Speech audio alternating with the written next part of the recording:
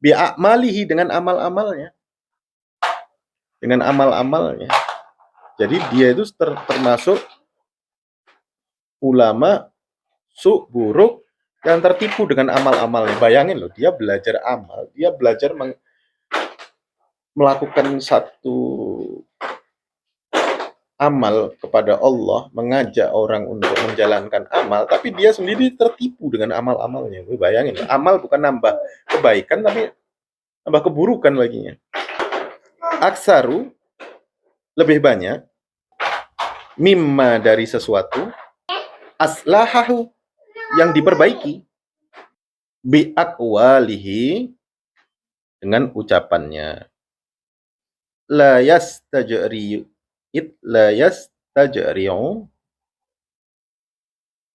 karena tidak akan berani. Al jahilu, sapa wong kang bodoh. Nah, itulah kalau orang Jawa. Sapa wong kang goblok. Bahasa Jawanya itu goblok loh. Sapa wong kang bodoh. Orang-orang bodoh. Al jahilu, orang-orang bodoh. Ala rugaba, atas cinta. Atas cinta. Fit dunya, di dalam dunia, illa, kecuali, bistijaroil ulama, dengan beraninya para ulama, atau dengan lancangnya para ulama. Faqad, maka, kalau di dalam kitab saya itu, al jahilu illa bistijaroil al ulama, kecuali dengan ketakutannya. Tapi ini wijahilu ala rukbati fi dunya illa. Jadi ada perbedaan. Yang ala rukbatil ad dunya itu ada situ, ala rukbatil dunya. Kalau yang di kitab yang anak satunya ala rukbatil dunya itu enggak ada. Rukbatil ulama. Faqad soro, maka jadilah. Ilmunya al-maghrurun, apa? Ilmunya si orang yang tertipu, siapa? Ulama maksud tadi loh ya. Ilmunya orang yang tertipu tadi, sebab. Jadi banyak bahasa-bahasa Indonesia itu yang diambil dari bahasa Arab, sebab, sababat. Lijur ati ibadillah, bagi beraninya hamba-hamba Allah. Hamba Allah, bagi beraninya hamba Allah. Ala ma'asiyati, untuk bermaksiat kepada Allah. Tak jelaskan dulu biar antum nyambung. Jadi tobiatnya manusia, ya kan, sebetulnya itu saling membantu antara amal ke amal yang lain. Sebetulnya tobiat manusia itu wajar. Hampir semua manusia itu adalah tobiatnya itu saling membantu, atau saling membantu antara amal ke amal yang lainnya. Daripada mereka saling mengikuti. Jadi banyaknya manusia yang ada itu tuh sukanya nasihati, tapi dirinya sendiri tuh susah dinasihati. Itu seperti itulah, ya. Dan terkadang nasihat-nasihat itu bukan malah nasihat baik, tapi adalah nasihat yang merusak orang lain. Tapi mereka itu merasa dirinya itu nasihat-nasihatnya tuh amal-amalnya baik. Padahal dia adalah orang-orang maghrurun, adalah orang-orang yang tertipu. Dengan apa? Dengan banyaknya amal-amal baginya. Saya sudah beramal, saya sudah dakwah ke sana, ngapain saya harus amal-amal yang banyak tuh? Nah, ini termasuk salah satunya. Saya udah nyuruh orang tahajud, ngapain saya orang tahajud? Kan saya orang-orang tahajud yang saya suruh kan juga dapat pahala dari, saya kan juga dapat pahalanya, mau saya yang nyuruh. Ya, saya ngapain baca Quran? Mendingan saya belikan orang Quran biar orang baca Quran. Kan saya dapat pahalanya juga. Nah, ini loh. Dia merasa banyak dengan amal-amalnya. Mereka bisa dengan menasehati dengan amal-amalnya. Tapi dia nggak dapat apa-apa aslinya. Kenapa? Itu karena tobiat. Karena tobiat. Dan ini untuk ulama su ya, bukan kita orang. Ulama su ya. Karena dia merasa, dan itu termasuk salah satu sifat hatinya orang-orang yang syuk. Makanya saat kita sudah, contoh kita nggak punya apa-apa, saya itu nggak bisa baca Quran. Oh, berarti saya harus beli Quran, saya sumbangkan di masjid. Contoh nih, saya sumbangkan di masjid. Tapi jangan berhenti di situ. Karena nanti apa? Gelombang-gelombang setan itu akan masuk ke dalam hati kita. Udahlah, amal-amal gitu aja terus. Nah, kan amalnya udah di kamu semua. Enggak, jangan. Tapi setelah kita memberikan Quran, belajarlah kita untuk membaca Al-Quran. Gitu. Jadi tidak ada ruangan setan untuk masuk. Kamu yang sedekah kayak segitu banyak, ngapain kamu takut di neraka? Oh, hati-hati. Ngapain kamu takut di neraka itu, atau ngapain kamu takut di alam kubur itu, agak ngeri. Agak ngeri. Ya. Dan mimma, segala sesuatu yang diperbaiki dengan kelakuannya, itu membuat berani orang-orang bodoh di dalam dunia. Dan dengan lancangnya dia itu berani dengan para ulama. Disebut loh ini. Ini itu abad kelima, kejadiannya itu barusan ini loh, sekarang ini loh, lihat itu. Terkadang orang itu nggak butuh mulut, jempol itu bisa berkata. Sekarang itu lebih banyak dunia maya daripada dunia nyata. Itu lebih sering begini, dikira begini itu dia nggak ngomong. Ada Ustadz Somad ngomong, ya kita harus sholat tahajud, kita harus melakukan syariat yang bagus, ya kita harus melakukan amal-amal yang bagus. Dijawab oleh Fulan bin Jahilun bin Fir'aun ini satu, ya, ngomong begini, ngapain kita ke sholat, kerja yang halal aja yang haram aja susah, apalagi yang halal. Ini tuh kata-kata yang banyak banget itu bertebaran di media sosial. Ngapain sholat susah-susah, mendingan kerja aja, soal buang-buang waktu aja. Wah, ini nih. Ini orang Jahilun bin Fir'aun ini. Ini Fir'aun punya anak orang goblok ya dia itu. Nah itu. Nggak boleh. Nah, jadi ya, dengan lancangnya itu orang-orang bodoh kepada ulama. Kan apa yang membuat itu terjadi? Yang membuat itu terjadi adalah nasihatnya ulama-ulama su tadi. Amalnya itu nggak pas, nasihatnya itu nggak pas. Bukan menyuruh orang pada amal yang bagus, malah amal-amalnya itu bikin orang nasihatnya nasihat yang membuat melenceng. Orang lagi patah hati, ini ya, ini anak muda-muda nih, lagi patah hati, dia lagi cinta-cinta kepada siapa, ya kayak Randy sama siapa gitu. Contoh, ini ada orang namanya Randy. Ini contoh aja. Contoh ya. Ada siapa, wanita siapa gitu. Ini kebetulan ulama ngomong, wahai kamu tuh daripada gitu, ya udahlah, mendingan kamu tuh sabar ya, sabar. Banyak kok wanita-wanita lain. Kamu cari wanita lain, kamu deketi, lesnya kamu jalan sana. Loh, dia itu ngarahin ngomongnya nasihat, tapi sama saja masukin dari kandang singa ke kandang buaya. Gitu. Berbeda dengan orang ulama-ulama, oh kamu putus cinta, ya itulah, cinta memang deritanya tiada akhir. Maka cinta yang paling bagus adalah cinta kepada Allah. Cintanya tidak mungkin membohongi. Bahkan cinta kedua orang tua bisa lebih cinta Allah daripada kedua orang tua kita. Apalagi hanya sekedar wanita. Nah, kembalilah kepada Allah, maka Allah akan menyediakan hadiah-hadiah terbaik untuk dirimu.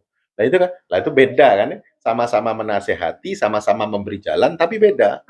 Satunya jalannya nyemplung jurang, satunya jalannya menuju surga. Nah, jadi gitu. Jadi sebab dia melakukan, atau orang bodoh ini melakukan kesalahan bahkan kepada ulama, itu adalah dengan nasihat-nasihat buruk daripada ulama-ulama su. Dan itu juga membuat sebab dia berani kepada Allah. Berani sama Allah. Orang bodoh-bodoh itu kadang-kadang berani sama Allah. Kenapa? Yang didengarkan ini ulama-ulama yang aneh. Model-model aneh itu, berani sama Allah. Kadang-kadang ya dengan ilmunya dia menyesatkan. Allahu alal arsistawa. Allah di mana? Ars. Terus Allah gimana? Duduk di ars. Bagaimana? Oh, seperti raja singgasana begitu. Loh, itu kan bayanganmu. Masa Allah disamakan sama makhluk? Ya kan? Allahu laisa kamisli syai'. Allah itu tidak diserupakan dengan apapun. Makhluk ciptaannya. Duduk ini apa sifatnya apa? Tuh, duduk nih sifatnya apa? Sifatnya makhluk. Masa Allah sama duduk? Enggak lah, beda. Allah memberikan rapot orang baik dengan tangan kanan, memberikan rapot orang buruk dengan tangan kiri. Terus Allah punya tangan, yang punya tangan apa? Makhluk. Masa kita menyamakan Allah dengan makhluk? Tidak mungkin dan tidak mungkin terjadi. Mustahil itu kalau di dalam ilmu tauhid. Mustahil. Loh, tapi kan ada di Quran. Iya, di Quran itu menunjukkan Allah itu hanya memberikan sesuai batas kemampuanmu supaya kamu bisa menalar. Karena kamu nggak akan mampu membayangkan zat Allah itu seperti apa. Nah, itu kadang ada ulama-ulama su yang nggak belajar memberi pendapat, akhirnya yang terjadi apa? Menyesatkan. Ini termasuk salah satunya. Berani kepada Allah. Apa berani kepada Allah? Allah diserupakan dengan segala sesuatu. Terkadang orang-orang yang menyerupakan Allah dengan imajinasinya, sebetulnya dia bukan sholat kepada Allah, tapi dia adalah sholat kepada berhala yang dia ciptakan di dalam akal dan hati. Jadi sholatnya berarti tidak kepada Allah. Makanya itu dikatakan oleh orang-orang atau kepada ulama-ulama adalah kaum mujassimah. Kaum yang membuat Allah itu berbentuk. Ada nggak? Ada. Zaman ulama dulu itu orang-orang kayak gitu udah dibahas. Nggak zaman sekarang aja golongannya dari Nejet itu enggak. Tapi zaman dulu itu sudah dibahas, yaitu orang-orang mujassimah. Orang yang membentuk Allah itu berjisam. Duduk di ars, ada di Allah turun di 2/3 malam. Oh, berarti kalau malam di sini, berarti Allah naik nih di Amerika nih. Berarti Allah nggak naik-naik juga. Kenapa? Di setiap bumi itu berputar, maka satu malam, satu siang, satu malam, berarti Allah di 2/3 dong. Allah tidak di mana-mana dong. Allah berarti nggak ke atas-atas jatuhnya. Nggak gitu. Maksudnya rahmat Allah turun di 2/3 malam. Itu menunjukkan kita ini gini loh. Biar kamu tuh nalar lah. Kita tuh manusia tuh punya batas otaknya. Punya batas. Jadi kita harus Allah memberikan rahmat kebaikannya dengan tangan kanannya. Allah memberikan azabnya dengan tangan kiri. Maksudnya tangan kiri itu adalah azab, tangan kanan adalah rahmat. Kan enak. Begitu. Jadi antum itu dinalar sama Allah. Dikasih tahu, ini loh kamu, wahai manusia, kamu tuh nggak sanggup melihat saya seperti apa, membayangkan saya seperti apa. Sudahlah, inilah saya kasih dengan firman-firman. Sehingga kita itu bisa berpikir. Hanya jadi lo tafsir-tafsir Ibnu Jalalain, Ibnu Katsir, banyak.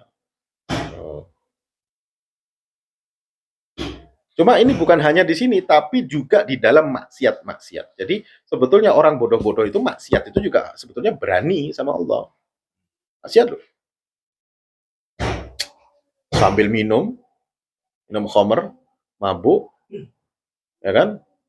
Habis itu, ada azan itu loh. Allah Maha Pengampun. Beraninya lo ngomong kayak gitu sambil minum. Dikira tak main-main. Kadang-kadang orang ngomong, kamu masuk neraka loh. Ya nanti di sana saya tak jualan es. Kan laku keras. Ada loh kayak gitu. Saya nemu orang denger telinga saya langsung itu. Saya bilang, enteng ya orang dengan neraka itu. Menganggap neraka itu sesuatu yang ringan gitu loh. Ya Allah. Seringan-ringannya itu kita pakai sandal, otaknya mendidih. Gimana itu panasnya? Dan dia membuat jiwanya itu juga ikut bodoh. Dan dia tuh kosong. Kosong. Kita lanjut. Ini belum ya? Oh, belum. Wa nafsuhu, dan jiwanya. Dan jiwanya. Atau nafsunya, ya. Nafsunya, nafsu jiwanya, al-jahilatu, bodoh,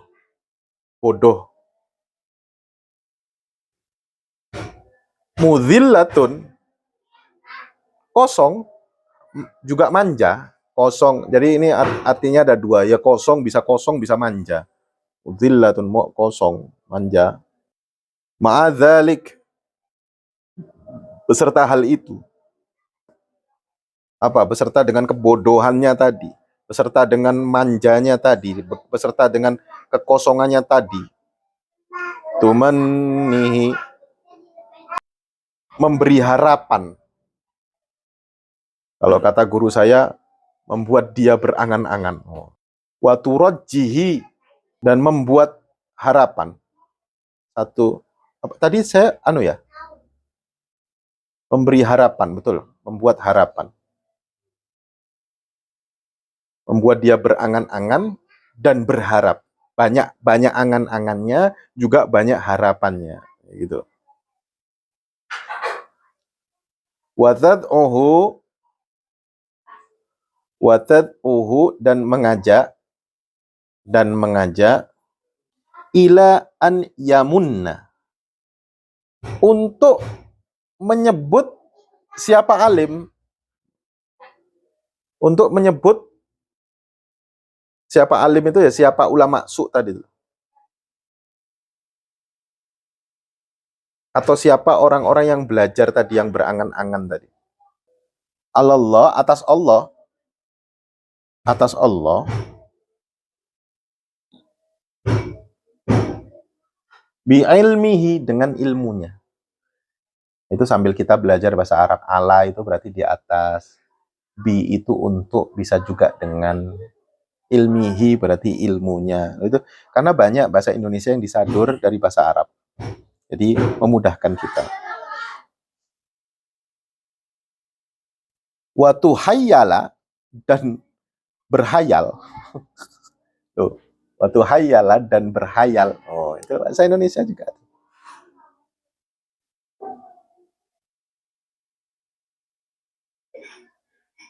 Ilaihi, pada alim, pada orang yang berhayal tadi, pada orang yang sedang melakukan kekosongan tadi.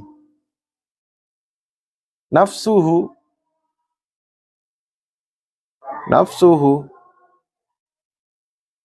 siapa nafsunya? Siapa nafsunya orang kosong tadi? Ini, jadi kalau kita ketemu orang-orang yang otaknya kosong, ya enggak, itu bilang aja mudillah. Mudillah, orang-orang otak kosong itu. Kadang lagi musim itu orang-orang otak kosong. Ilaihi nafsuhu annahu khair. Annahu khair, sesungguhnya dia khairun, itu lebih baik. Sesungguhnya dia itu khairun, lebih baik.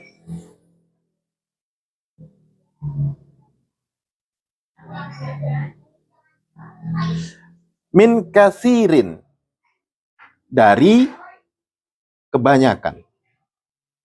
Dari kebanyakan. Min ibadillah, dari hamba-hambanya Allah. Dari hamba-hambanya Allah. Jadi begini, saya lanjutkan. Dan orang tadi, wa nafsuhu, dan dirinya, jiwa nafsunya itu, ya kan? Itu sebetulnya itu bodoh, kosong, nggak ada apa-apanya, dan dia itu adalah orang-orang manja. Dengan yang demikian itu membuat dia terlalu berangan-angan dan terlalu berharap. Dengan ilmunya tadi, ilmu yang kosong, ilmu yang membuat amalnya tambah jelek, itu sebetulnya membuat dirinya itu semakin kosong, semakin manja, dan dia berangan-angan dengan ilmu yang kosong tadi itu. Dan termasuk dia itu mengajak orang-orang lain itu berangan-angan juga. Untuk apa? Untuk meyakini bahwa dirinya itu, angan-angannya itu benar. Dan dia berkata, amal-amalnya itu baik. Amal-amalnya ini atas Allah. Amal-amalnya ini, dia menyebut apa yang dia lakukan ini adalah perintah-perintah Allah. Dengan apa dia mengatakan? Dengan ilmu-ilmunya. Dan dia berkhayal. berhayal. Oh, kamu hadis ini, begini, dia berhayal, gini. Dia berhayal masuk surga, mendapatkan kenikmatan Allah, mendapatkan manfaat, iradah dari Allah, mendapatkan berkah dari Allah. Padahal enggak, aslinya itu kosong, bocah nol, bocah kosong. Nah, itu ada itu.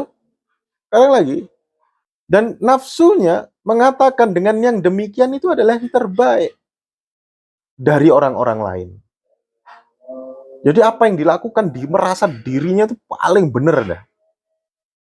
Nggak ada yang lain ya. Pokoknya semua apa yang dilakukan itu, surga itu kaplingnya dia toh. Nggak ada surga buat yang lain, itu nggak ada. Surga itu punya saya. Kamu nggak ngikuti saya, salah. Gitu, itu termasuk itu. Annahu, sesungguhnya dia itu khairin min katsirin. Dia lebih baik daripada orang-orang lain. Min ibadillah, daripada hamba-hamba Allah yang lain. Ya.